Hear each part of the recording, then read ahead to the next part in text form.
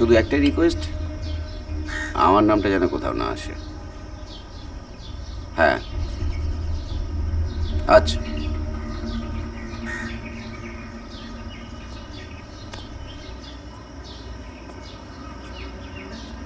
এটা কি হলো? তোমায় ব্যাখ্যা করতে হবে নাকি? এমএলএ হয়েছে কখনো? চাপটা জানো?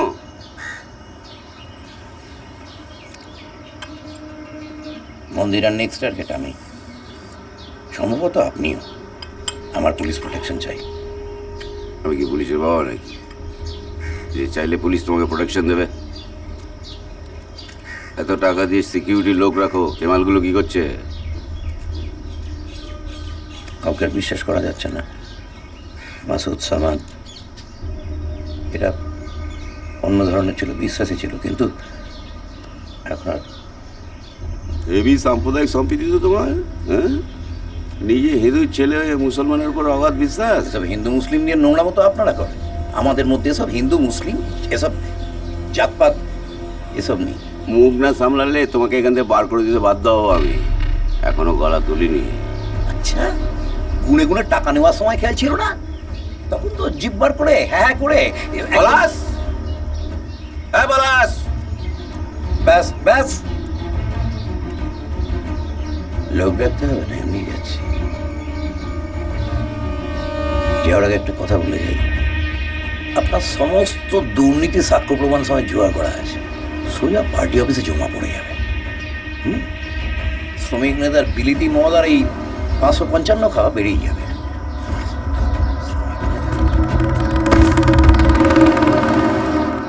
পলাশ, একটা নাম্বার ডায়াল করতো।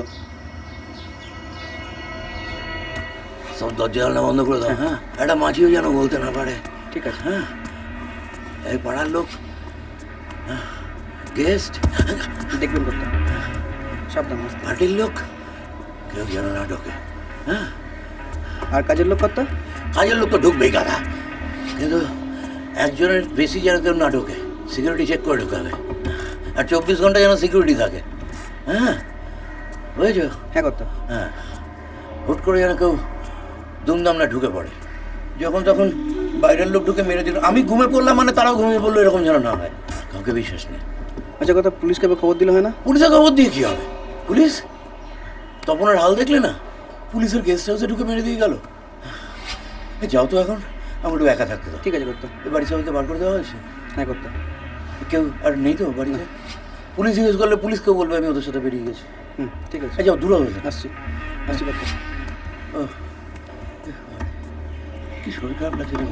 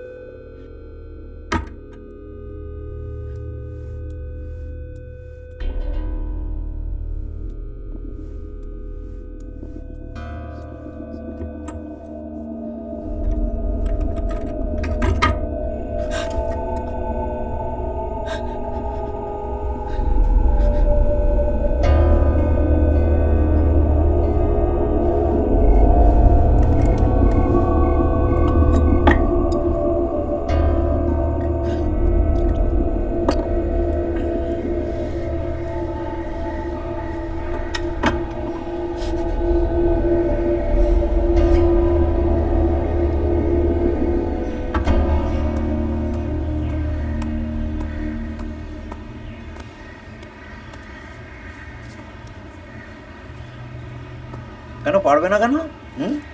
এতদিন ধরে হাত পেতে টাকা নেওয়ার সময় মনে ছিল না? কথার বাচ্চার দল। শোনো, আমি হ্যালো হ্যালো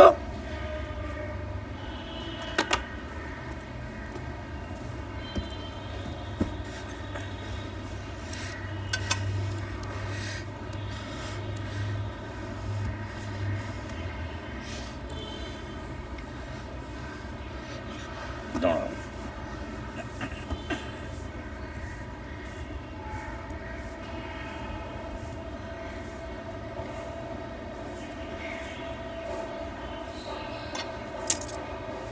কি ফেললি রে আবার?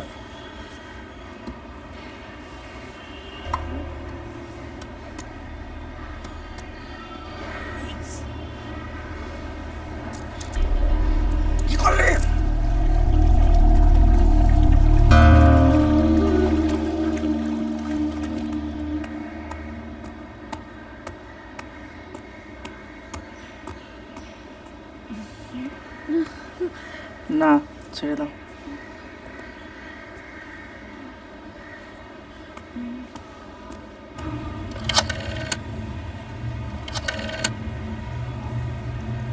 হ্যাঁ হ্যালো, হ্যাঁ 3 দিন হয়ে গেছে শালা, হ্যাঁ আর পোষাচ্ছে না, দম বন্ধ হয়ে আসছে। এবার কদিনের জন্য এখান থেকে বেরিয়ে যাও, গাড়ি পাঠাও, যেখান থেকে বাড়ো জোগাড় করো শালা, রাতে পাঠাও। হ্যাঁ আমি তোমায় একটু পরে ফোন করছি, হ্যাঁ রাখছি।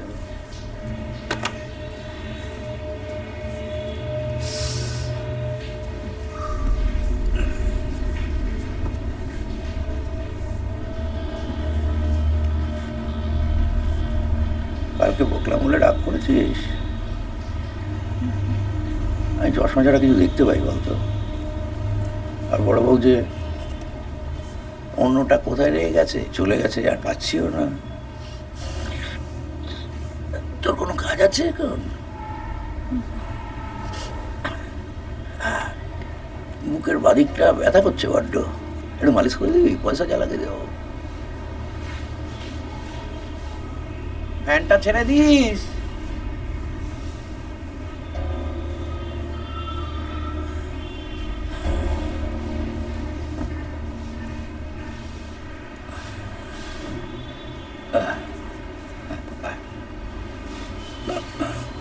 বস।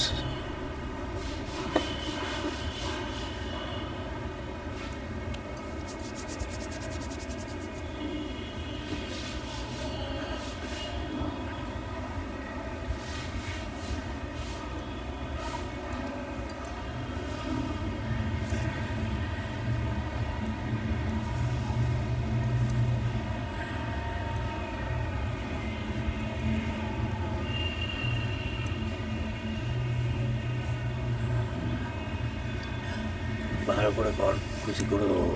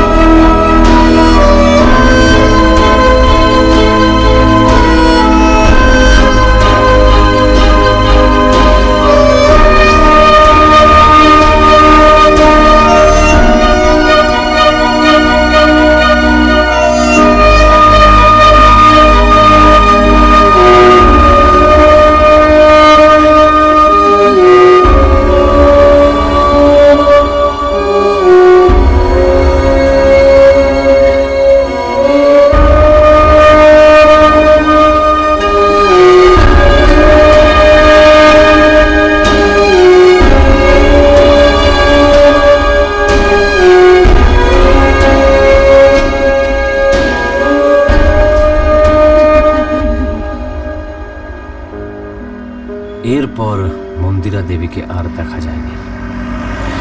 রাতের অন্ধকারে তিনি যে কোথায় চলে গেলেন আজও লোকে জানতে পারেনি, শুধু ওই কয়েকটা লোক ছাড়া। আরে আপনি তো জুয়েল মশাই, তবে দেখবেন আমাদের সিকিউরিটি যেন উনি পান, বাকিটা আপনি বুঝে নেবেন। হ্যাঁ হ্যাঁ, এখন রাখি, পরশু ব্রিগেডের জন্য লোক জোগাড় করতে হবে। শ্রমিক মানুষ, বোঝেনি তো।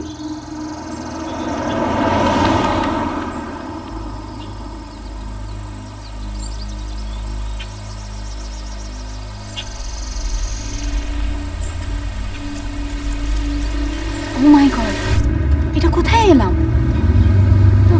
This looks so scary. উনি অনেক ভেবে চিন্তেই এরকম একটা জায়গা বেছেছেন থাকার জন্য।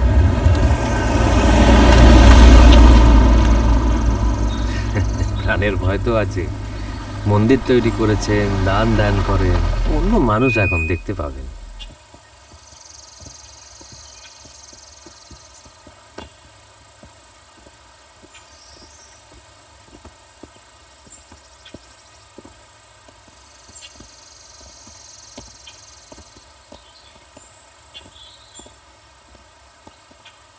এরকম যে কোনো জায়গায় এক্সিস্ট করে সেটাই জানতাম না।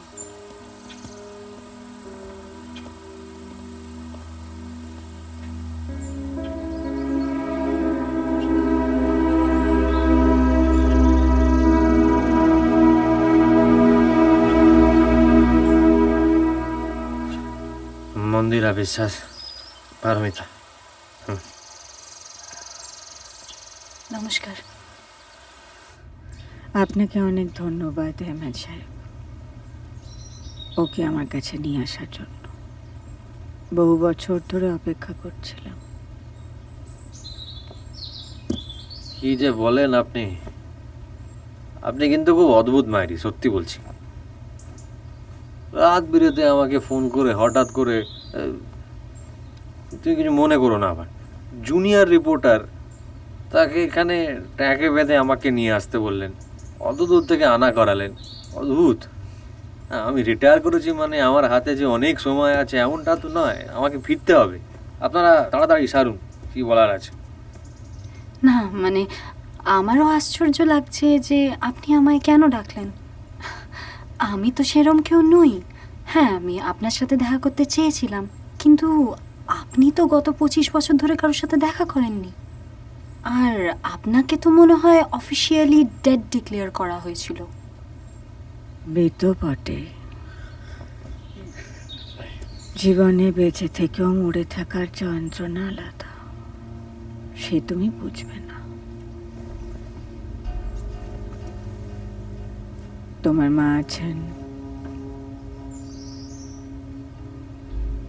আমার মা থেকেও নেই, ছেড়ে চলে গেছে।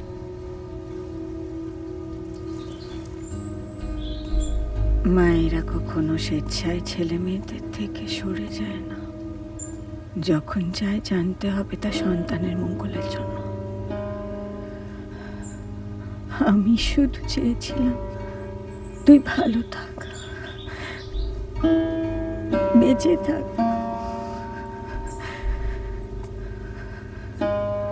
কত বড় হয়ে গেছিস সেটুকাই।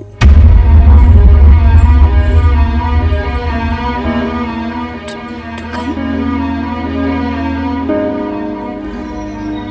মানে?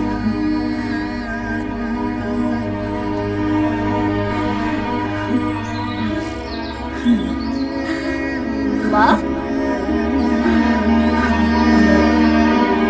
তোমার কি আমার কথা একটু মনে পড়ে না?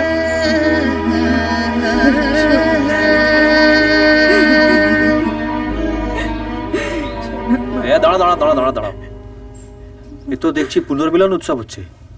এটা কি মজা কি হচ্ছে নাকি? হ্যাঁ, এটা আপনার অফিস নয়, আমার বাড়ি। চেঁচাবেন না। এই কাজগুলো করার জন্য ঠিক লোক আমি নই, এটা আপনাকেও মাথায় রাখতে হবে। এরকম অনেক কাজ আপনি এর আগেও করেছেন আহমেদ সাহেব, না হলে শিবপুরে শান্তি ফিরত না, তাই না? শুনুন মন্দিরা দেবী, আমি এরকম অনেক কাজ করেছি যেগুলো আমরা নিজেদের ইচ্ছেতে করি না। সরকার আমাদের দিয়ে করায়, স্টেট আমাদের দিয়ে করায়। আপনার কি মনে হয় মাঠে ঘাটে লাশ ফেলছি, এনকাউন্টার করছি, বাড়ি ঘরদোর ছেড়ে, পরিবারকে ছেড়ে, তাদের বিপদের মুখে ফেলে নিজেদের ইচ্ছেতে?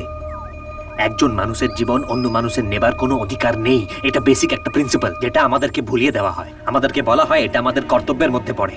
আমাদের বিশ্বাস করতে শেখানো হয় যে বড় শান্তির জন্য ছোটখাটো অশান্তি মাঝে মধ্যে করতে হয়।